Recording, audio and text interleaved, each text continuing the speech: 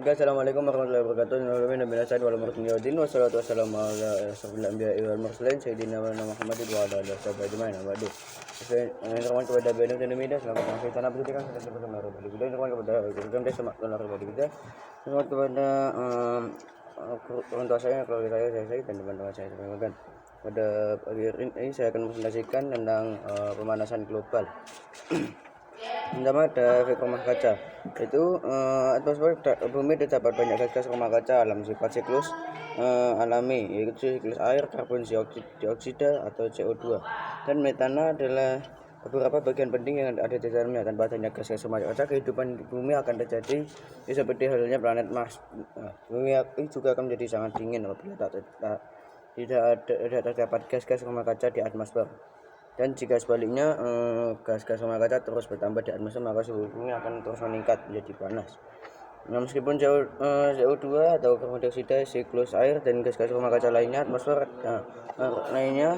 di atmosfer adalah transparan untuk radiasi cahaya matahari. Namun gas-gas tersebut mampu menangkap dan menyerap radiasi cahaya yang memancar ke bumi dalam jumlah banyak. Radiasi yang diserap sebagian juga akan direfleksikan kembali oleh bumi pada keadaan normal. Yang kedua ada pengertian pemanasan global. Itu seperti pemanasan global adalah istilah yang digunakan untuk menggambarkan peningkatan suhu rata-rata atmosfer, bumi dan lautan secara bertahap, yaitu serta sebuah perubahan yang diyakini secara permanen mengubah iklim bumi.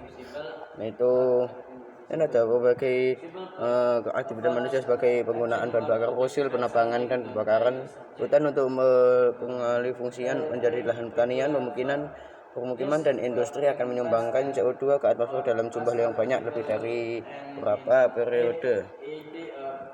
Ketiga ada penyebab pemanasan global.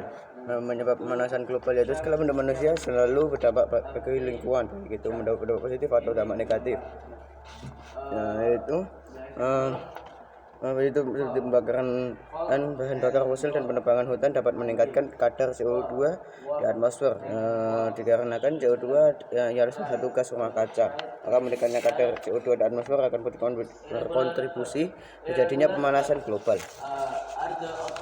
Yaitu faktor yang menyebabkannya itu ada seperti emisi CO2 yang berasal dari pembakaran bahan bakar fosil sebagai pembangkit tenaga listrik, emisi CO2 yang berasal dari pembakaran gasolin sebagai bahan bakar alat transportasi, emisi metana dari hewan, deforestation atau penebangan liar yang disertai dengan pembakaran lahan hutan, penggunaan klorofluorokarbon atau CFCs dalam refrigerator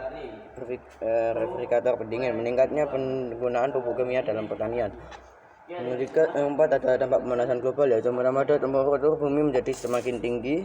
Mungkinnya temperatur bumi dapat menyebabkan lebih banyak penguapan dan curah hujan secara keseluruhan, karena glasier yang menyebabkan kadar air laut meningkat.